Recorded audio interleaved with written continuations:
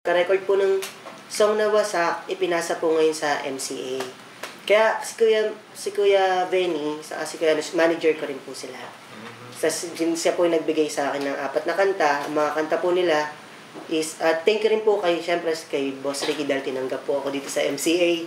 Yan. Tsaka una-una siyempre po sa Diyos dahil po first time ko po nagka-solo album. Pangarap ko po ito. Natupad po. Kaya tuwan-tuwa po ako. Kaya lahat ng MCA family, love ko sila. Saka sa Boss Ricky, manager ko si Kuya Dean Ariola and Kuya Benny sa paggawa ng album. So, mabalik po dun sa anim na kanta.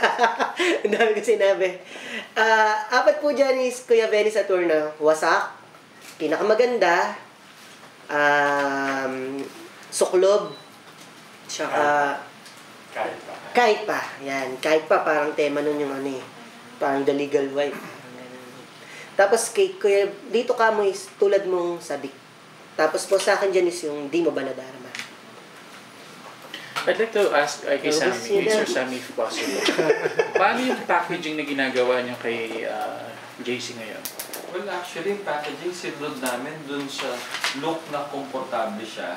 Kasi nung na-meet namin si JC, ito na any packaging niya basically, no, in terms of profiling and look, no. And we found it appropriate naman sa age niya, appropriate dun sa songs na ginagawa niya. So basically, we just adapted it, no? So wala kaming major change na ginawa in terms of profile or in terms of packaging JC. Kasi we felt na, eto na yun swak naman, bagay sa kanta, bagay sa kanya, kung ano man yung look at yung get-up niya. So it's more consistency lang. Kung meron man kaming nire-remind kay JC, consistency lang. Ito yung packaging natin, ito yung look natin. Be consistent on that. And you kept the surname. So how... I'm sorry. And you kept the surname.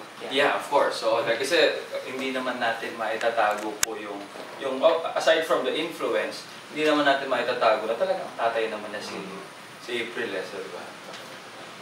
So how active itong promotion niya ngayon?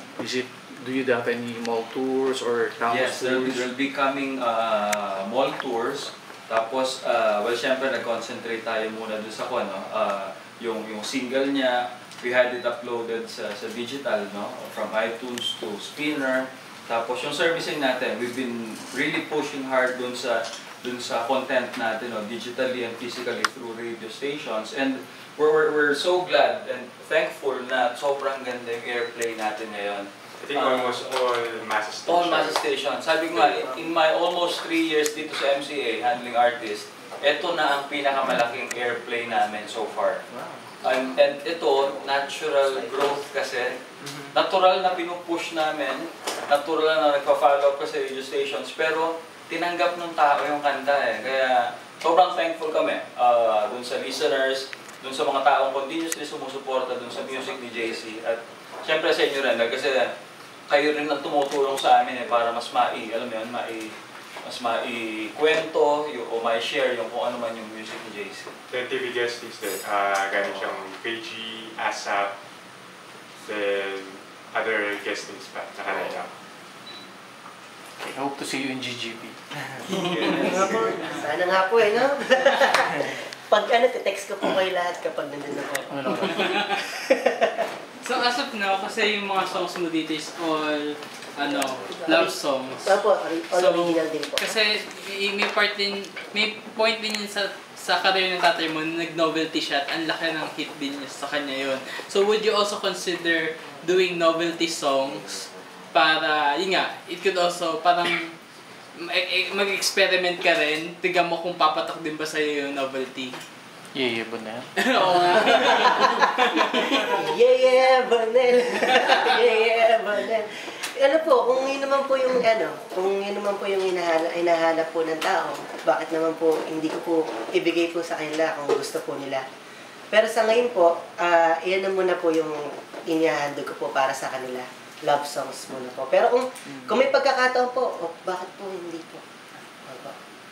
Kinonsider rin ba na parang maglagay sa album na duet kayo ng tatay niyo para ayun na parang isang iconic song na din. Nga lang magkakaroon ng The same sounds. Actually po, meron po kaming duet ni Daddy. Nung una pong album namin, pero saan? Opo. Duet na po. Duet po kami nun dati. Nag-duet na po kami. Yung kinanta rin po namin dun is composition ko rin naman po. Title po nun, Di Na Ako Iibig Pang Muli. Di na ako iibig pang muli. How does it feel growing up kasama isang little boy? Ano po, proud po ako na siya po yung daddy ko. Siyempre nung bata-bata pa, hindi ko po masyadong naiisip po yun. Pero habang lumalaki po kami, napapagtapos na po kami sa pag-aaral. Tas nakita namin na nagsisigawan yung tao kapag nandiyan po siya. Tapos dami niya napapasaya sa mga shows. Ako po sobrang, parang ang feeling ko po sobrang napakaswerte ko pong anak dahil siya po yung naging ama ko. In-expect mo ba na ikaw yung